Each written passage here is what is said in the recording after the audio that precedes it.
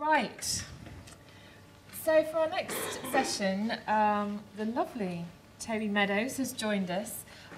He is from the Centre of Fashion and Enterprise. He's going to explain a little bit about what the centre does, and then we're going to open it up for questions. And the whole point of this session is about pioneering talent and how do we get those talented people to have actually sustainable businesses. So over to you, Toby. Oh, thank you. There's a ripple. I got a ripple over there. Thank you. First of all, thank you very much for inviting me to come and talk. I'm glad I came in a little bit early and I got to kind of hear just the tail end of some of the questions you were asking to the panel beforehand. And also glad to hear some of their answers are in line with some of the things that I will probably talk to you guys about. There's a couple of familiar faces I recognise from my past here and there. But for those of you who don't know me, my name is Toby Meadows, and I'm a fashion business consultant. That's my self-given job title, which basically means I work for myself and I get to pick and choose the projects that I want to work with. And one of those is something called the Centre for Fashion Enterprise. And I just want to introduce a little bit about what the centre does and maybe how it could benefit some of you in the room. And then really just kind of start talking a little bit about the bigger picture and what's going on in the world at the moment and where the opportunities are in the world of fashion. But before I start, can I just quickly, I know you've done this morning, but I wasn't here for this. Can I just get people to do a bit of a show of hands for me? How many of you at the moment are in the process of contemplating setting up your own fashion business?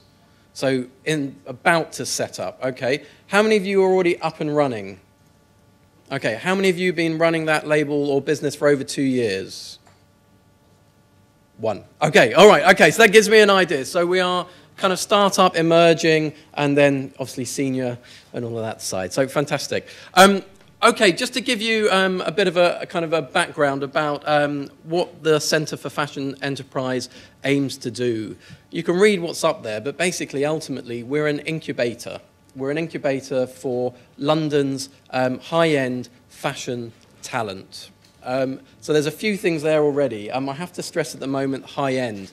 The centre was set up about 8 years ago to try and bridge the gap between the incredible talent that was coming out of universities in the UK and the business, or I should say lack of business know-how of some of those very, very talented designers. It was recognised that there was this magic 5 season in the London fashion scene. That's 5 seasons that a lot of young startups would pile their own money or maybe family money. We talk about friends, family and fools, maybe investing in fashion businesses. But you found someone who's willing to put a bit of money into your business. And after 5 seasons, there was this massive kind of burnout rate for young designers. That's 2.5 years, basically. Within that time, a lot of young designers were spending a lot of money developing new collections, trying to sell those collections, paying PRs quite a lot of money to help promote, maybe paying out for catwalk and other kind of promotional activities. And even though maybe they were starting to sell after first, maybe second, possibly third season, the money that was coming into the business didn't actually kind of meet the cost of running that business. And by 2.5 years, 5 seasons, there was no more money. The money coming in wasn't enough to move the business forward. And so the question kept going around, why? Why is this? What's missing? And part of it was felt that there was just lack of true investment in young designers. So the Centre for Fashion Enterprise sent up something called the Venture Programme, which I think is quite optimistic. Okay, the idea of the Venture Programme was to try and grow young, talented designers to a point where VCs would be willing to come in and buy into their businesses. Now, do I have anyone from banking world or venture capital in the room or anything along those lines in their past life? No? Maybe? No? Okay. Well, if you ever work with VCs, really, they're kind of interested in companies that are maybe already turning over 8, 10 million. Right? They want to invest serious amount of money in a fast-growing company. And what we were showing them was actually, and as many of you will know, that the one thing most young fashion labels aren't is fast-growing, right? It's a long-term commitment. And that's one of the problems we have with investment in this industry already, is that those people looking to invest quite often just don't get what fashion is about. They don't understand that to create a brand, to create a label that is going to have added value, doesn't take 12 months. It doesn't maybe even take 12 years. Sometimes it takes 20, 30, 40 years. Some of the biggest overnight successes have been around 15, 20 years before they've become that next big thing. Now, there are obviously some other people like Superdry that maybe you would say have achieved it in a much shorter period of time, 6 years.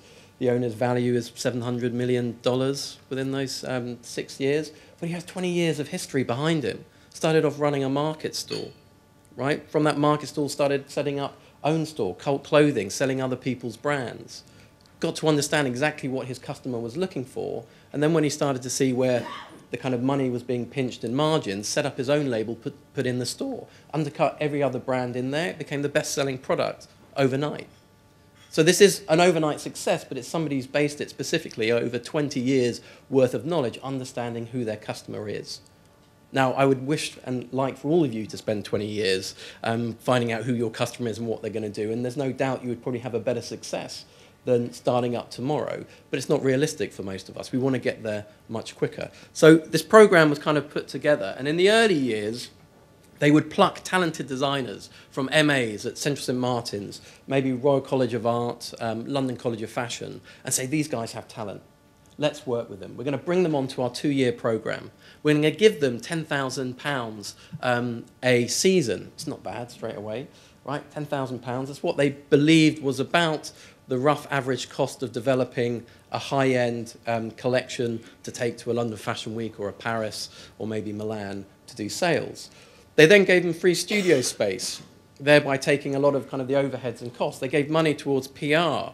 And then on top of it, they pay consultants like myself to come in and to kind of offer strategy and development with those designers. It's a fantastic program. But after the first 2 or 3 years, they suddenly realized that actually after those 2 years was exactly when those designers really, truly needed our help.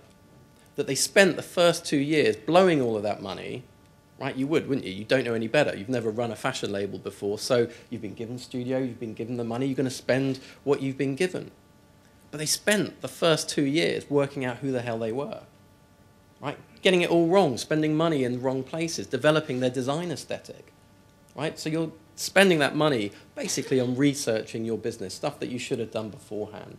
So now that venture program, we tend to work with people that have been running their business for maybe 2-3 years already. The average designer comes in with a turnover of about 50,000 a year, and at the moment the average they leave on after 2 years is about 600,000. So that's pretty good growth within a 2-year for a small London-based label, but it's not all us, and I would love to say it's us and we've done it. The reality is we cherry pick, right? We cherry pick those labels and designers that we see, A, are getting some exposure through the media, B, maybe have already been positioned in some of the key stores so we can see that international buyers are interested in them. And 3, that actually the business itself is possibly ready for the kind of support that we're going to offer. Because if the infrastructure is not in place in your business, it doesn't matter how much money I throw at you, it doesn't matter what strategies I tell you you should be working to. Ultimately, we never get there, right? So the one thing we don't want to be doing is spending that money in a company where we're having to do all of those bits and pieces. So there's some kind of mission statement and some vision, but there's a bit of background there. So how we did it, I've talked a little bit about that kind of 2-year venture program. What was quickly recognized was that, as I said before, those 2 years, maybe we were doing some very simple infrastructure support with businesses. Most of those labels coming into the program had never ever done a cash flow forecast, right? Didn't know what profit and loss were. Maybe hadn't actually costed their products properly. Didn't know truly what the retail markup was going to be if they were selling into Bergdorf in the States, or if they're selling into Harvey Nicks in Riyadh, or whether they're going to be selling into the UK. Right? So they were kind of developing a product and kind of guessing at where their pricing strategy would be. So rather than spending part of those 2 years where we should be developing, just sorting it out, we created the 1-season Pioneer program. And that one-season Pioneer program, we work with about 5 or 6 designers a season, and it's about looking at your infrastructure. So we come in and we do cash flow forecasts, we do help developing with a business plan, we look at business strategy, we look at pricing, we look at materials, all of those things to try and get you in a position that you're kind of truly ready to try and kind of take that product to the people that it needs to be shown to. From there, we suddenly realised that there's an awful lot of designers operating in London. Okay, I don't know if you've noticed it already. And one of the things that I kind of, when I tour around the world talking basically, is that, and people don't like this one, the world doesn't need another fashion label. Okay, it doesn't need one. There are too many already out there. Doesn't mean they don't want one. Doesn't mean they're not going to be ready for what you have to offer, but there isn't the need for it. So ultimately, you're not providing necessarily a function for them. You're trying to create desire in your consumer. And at the moment, it's no longer just about desire, it's about intensity of desire. Right? How much does that customer truly want to buy your product? Right? And are you giving them enough reasons to try and buy that product? I think if you look at a lot of the products that I kind of see across UK and then also when I travel, you can see instantly those products that have enough added value. Now, I did know Adam was talking from Churchby today, but that's not why I'm carrying his bag around. I bought one of Adam's bags about 3 months ago, partly because I know Adam and he's come through one of our programs, one of the market entry programs, which I'll talk about in a second.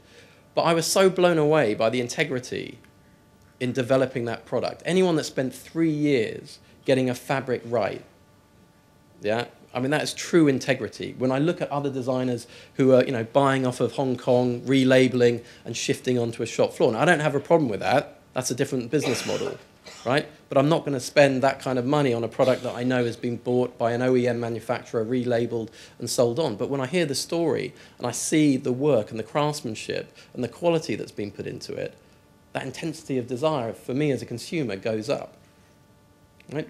But what Adam's good about doing is not just telling me one-to-one when we meet. He shows it through social media and all the things that you guys are going to be talking about today. And that is the beauty of the social media. It allows us to increase that intensity of desire. Anyway, so we've got this market entry program, and we're running that 3 times a year at the moment, and that's kind of the entry into the Centre for Fashion Enterprise now.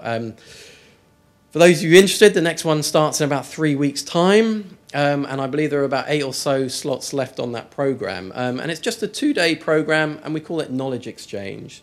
So it's my opportunity to bring in the people that I think most of these labels I work with need to hear from. So we bring in a lady called Angela Contrell. Angela's former Liberties, Harvey Nicks buyer for gone 20, 30 odd years, also been a fashion agent. She works with Fashion Fringe, first person to buy Alexander McQueen and used to work with him in his mum's house doing range planning and all of that kind of stuff. And she's just coming in to give you a buyer's perspective, right? To ask all those questions that you possibly want to know, but you're too afraid to ask a buyer when you're on a stand in Trenoy in Paris or White Milan, or wherever it may be. Right? What is it the buyer wants? Right? What is a good price? When's the best time to email you? How do I get you to look at my lookbook? Right? All of those things that most people setting up don't know the answers to. We then bring in journalists, we bring in production people, I bring in social media people, but all very specific to talk about different parts of running your business. Ultimately, it's not unlike what you're getting today, the only difference being that we also have a one-to-one kind of strategy meeting where I sit down with you and look at the opportunities for your business and kind of moving forward. I should say all of these are free. Right, it's always a nice place to start. Right, these are free programs. Getting onto them, it can be a bit of a challenge, but ultimately we only work at the moment because the money's European Regional Development Fund with London-based businesses. You have to be either a limited company, a sole trader, what have you. Depending on the numbers that apply, then we start looking at actually the quality of the actual product you're delivering for the market entry. Market entry is much more open, so we've got about 120 labels that we work with a year. The Pioneer, we suddenly go down to 5, and that's much tougher to get onto. And then ultimately, for the 2-year venture program, at any one given time, there are 10 designer labels that are in a 2-year cycle. So we've got, I think, 5 that are just coming out, and another 5 that are just about to begin. But it's no kind of set, this is when it starts, and this is when it ends. It's about finding the right people to work with on that side. Below that, we've been doing in the past fashion boot camps. So that's been for people who maybe haven't quite got to that point of even starting yet. And in fact, Antithesis, Zara, came through the fashion boot camp, where again, she got the opportunity to pitch her idea before she even actually kind of launched, to get some experts' advice on whether or not we thought it was a viable business and where we should kind of look at things. And I think Zara kind of alluded to it. We did a whole thing around routes to market. I think we're doing that later today as well, which is great. And just challenging some of the normal routes to market. And I think that's why I caught the tail end of the talk earlier. There is ultimately no one way of you doing this, right? And especially in this day and age, there is no one way. Everything has completely and absolutely changed forever, right? The last 10 years, everything has changed. And that's partly social media, it's partly internet, it's partly because we're predicted to drop out of the top 10 GDP countries in the next 12, 15 years and be replaced by people like Indonesia, right? People like Vietnam, Cambodia, the new wealth, the new emerging markets. And funnily enough, I spend most of my life working in Indonesia, right? I also work in kind of South America, I work in Nigeria, I work in the Middle East, I work in Russia, I work with Chinese brands. All of these emerging markets where there is a vast amount of wealth and also there's a vast amount of people, right? And they are changing our landscape in the UK and in Europe and in the States forever, right? So it's not so easy anymore to sit down and say, well, who am I selling to if you're a London-based business? Because your consumer, possibly, if you are looking to sell to a high-end brand, high-end retailer like Harvey Nicks or Harrods, is probably South Korean, Russian, Middle Eastern, or Chinese. The average Chinese customer in Harrods spends £3,500 per purchase, right? That's 5 times the number of that the American kind of consumer will spend. 68 million out of 1.2 billion Chinese are allowed to travel at the moment. I know that's bigger than the whole of the UK anyway, but that number is going to get relaxed over the next 5, 10 years. And those consumers are going to come to London, they're going to come to Paris, they're going to come to Milan, they're going to come to New York, and they're going to keep buying and buying and buying. As a result, it's going to be more important for our Chinese brands to have a shop based in London. We've already seen the first one pop up on the corner of South Molton Street and Oxford Street. I don't know if you've seen that, right? But 5 years, 10 years, pretty much guarantee, apart from maybe Topshop, I don't think there'll be any other British retailers on Oxford Street. They're not going to be able to afford the high rents with the low footfall that's coming through.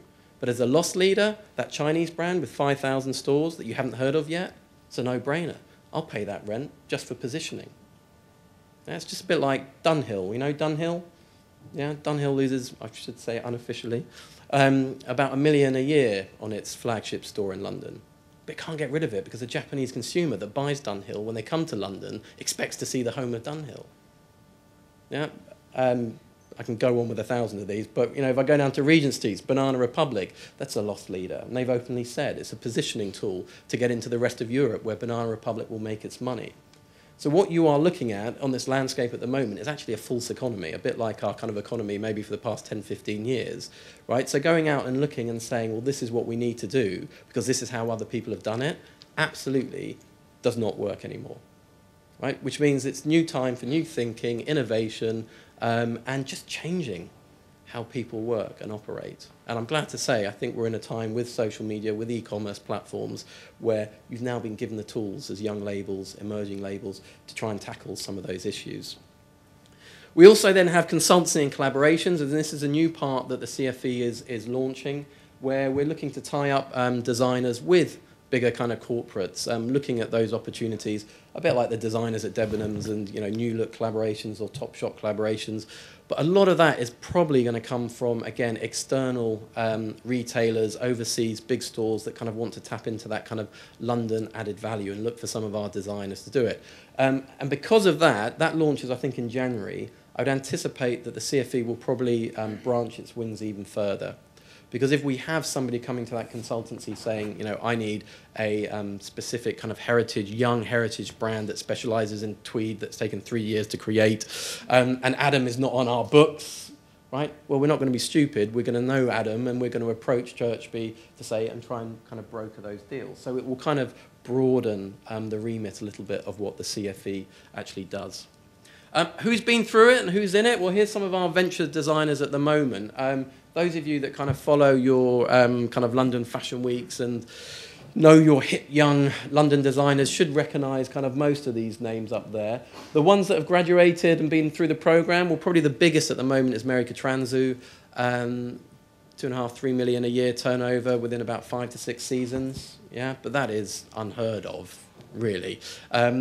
And then we've got people like, I guess, Erdem and the Peter Pilottos of this world that have all gone on to fantastic things. Someone like Peter Pilotto, I think, is a good story because Angela, who I talked about, went in and just told them they were too cheap. Right? That was her initial opening gambit. Your prices are too cheap, your fabric's too cheap. And I think their feedback was, well, we've got 20 accounts. I think we're doing all right, thank you. Maybe we'll keep going as we're going. To which he said, that's fine, but I can't work with you. And that means I can't introduce you to Harvey Nichols, Harrods, and all the other buyers that I know. Gradually, they came around and they listened to her and they kind of put their prices up, but they also put the quality up of what they were doing. And they very quickly went up to 80 accounts. All right? It's not all about price in terms of cheap price. And in fact, at the moment, what we're looking at with brands, department stores like people like Harvey Nicks, is just a complete separation of where the market is. It's absolutely top end and going more and more expensive. Dior are doing more couture than they have in their history at the moment. Right? But they're also looking at a lower price point as well. What's suffering is that kind of middle market at the moment. That quite often, most of the young labels I work with are targeting that market. Okay, that's something to bear in mind. It doesn't mean that for one revolution, things going like this, there won't be a counter-revolution, and that actually there will be that demand that there was 10 years ago for that middle market. But at the moment, it's the area that's possibly suffering the greatest. We've got advisory board members, just to give you an idea. There is, I think, only 3 or 4 full-time members at the C of E. Most of us that come in and deliver as kind of core team are consultants. And hopefully what that means is that we don't get institutionalised. We're out there working around the world, doing different things, working with different labels from high-end to mass market, and there's always constant new information that we're bringing in.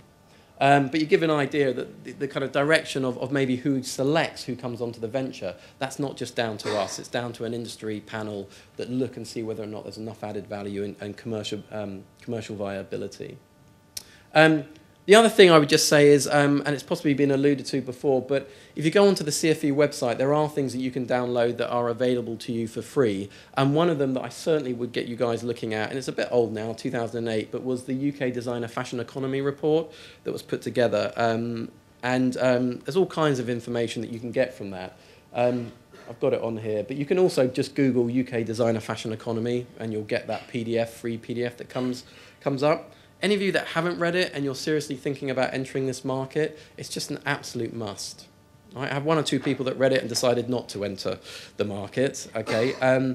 But there's nothing in it that, even though we've gone through a recession or a permanent shifting of economic global change, whichever way you want to look at it, is that every single bit of information in there is taken from live fashion labels that already exist in the market. And ultimately, it's all about barriers to growth. All right, very positive. Okay, but all the barriers to growth that young, new and emerging labels show. It gives you some figures as well. You'll see, possibly by looking at some of the figures, why someone like a Luella Bartley, who one year was British Designer of the Year, only for the next year to go out of business, went out of business. I think her turnover of minus 11 million in 2007 had something to do with it. But it will give you an indication of the size of businesses and the challenges that they're going through. And the 4 main areas it talks about is relationships with manufacturers, relationships with retailers, relationships with intermediaries, and then ultimately with investors, and with some recommendations of what's needed. It's an absolute must, yeah, and it's free. Equally, you'll see some of the things that Zara was talking about, because CFE is linked with DISC, which is Design Manufacturing Innovation Support Centre. They dropped the M. But DISC, okay, Design Manufacturing Innovation Support Centre, and it's kind of headed up by the same director. And ultimately, that has been the missing part of the jigsaw in the past kind of 8 years for young London-based designers. You know, we would sit and work with people about where maybe you could go to look for finding factories. Well, at the moment, there's 2 people there that are actually introducing you to factories. Okay, I mean, that's phenomenal. Right? And they're going out and they're checking those factories and making sure the capabilities are right. Ultimately, it's about your relationship with the factory, right? Because what our research shows, it's a 50-50, right? 50% of the problems that exist in manufacturing are your fault. 50% are the manufacturer's fault. It's just, as designers, we don't necessarily see it that way. And as manufacturers, they certainly don't see it that way. But they're trying to help in the communication, and rather than treat manufacturers as a separate entity, bring them in the same way that we're working with retailers as designers, and we're working with media. The one part of the equation we've kept outside for the last kind of 20, 30 years has been the most important part, the manufacturers. Right? So it's trying to bring them in and to that side. So it's there, it's funded again, DISC, through, I think, ERDF funding, about 1.5 million grants that have come in. And the thing with ERDF funding is it doesn't last forever, right? So there's no guarantee that some of these things will be around in 5 years' time. So I would say use them while they're here, and it may be your generation that gets the benefit and the next generation that starts complaining that there's no support on these kind of things. Okay, so that's basically my kind of brief, hopefully that was brief, introduction. But I would kind of like to get some questions if that's possible. No time for questions at all? Have I gone on that long? Oh, God, sorry. Okay, in which case, if you do have any questions directly, I put my Twitter feed up there at Meadows Toby, and I'm happy to take questions. I'm being told we have actually time for one question. Okay, Blade, make it a good one. So, you've asked a question already, so perhaps speak to Toby separately. You can download the applications on the CFE website, which is fashionenterprise.com. Okay, so who's going to ask the big, going to summarise it all question? I've got loads. Oh, we've got one over here. Okay. It's all the same people. We're going to have to change this, by the way. Oh, actually, I'm going to go with this lady here. I'll just... Oh. So... Say who you are and your question. Good afternoon. My name is Ifoma, and my question is, what do you think, or if you were to give an advice to a new or emerging designer, what would you say the most important 3 things are, and in the order of priority? Right. I'm going to jump to supply chain here, okay? 4 simple steps to doing what all of you do here. First one is researching trends in the market. Okay, all of you can achieve that. You can do it for free, that's fine. Step 2 is design development. It gets a little bit harder because design development, you have to have some talent, you have to understand technical design know-how, depending on what the product's going to be. So it gets a little harder. Step 3 is product design, production, basically, looking at the product development. So actually trying to find a manufacturer capable of making your product at the quality, the price, and the quantity that you require. Now that's bloody difficult, okay? Right? That's very difficult, but that's not the hardest. All of you can achieve that. The 4th step is the hardest, and that's distribution and sales. Right? The trouble is, nearly all startups work at step 1 to 4. I'd rather you all spent your time working on step 4 and work backwards. And that, I would have thought, entails, first of all, understanding your market. Completely. I need you to know your sales strategy. Are you wholesale? Are you retail? Are you local? Are you international? And then from there, you can start working backwards from that side. Even better if you can get a retailer to commit to buying your product before you even design it. That's a no-brainer, right? Right? It happens. It happens. I got ASOS who are doing kind of committing to orders based on maybe kind of a conversation with a young designer, and they see potential and they're investing in it. But that's about winning somebody over with an amazing concept on that side, right? But that's a great business model. Right? And that's why we have all these collaborations, designers at Debenhams or what have you, license agreements, because the distribution is taken care of. So before you spend all your money on developing a product, make sure that you've ticked that box on step 4. And if it's going to be e-tail, which is the simple, quick answer to it, that I've got a platform, well, then it's all about the social media, e-marketing that you're going to talk about this afternoon on that side. But it's working through those 4 steps. Okay. Toby, thank you very much. Thank you.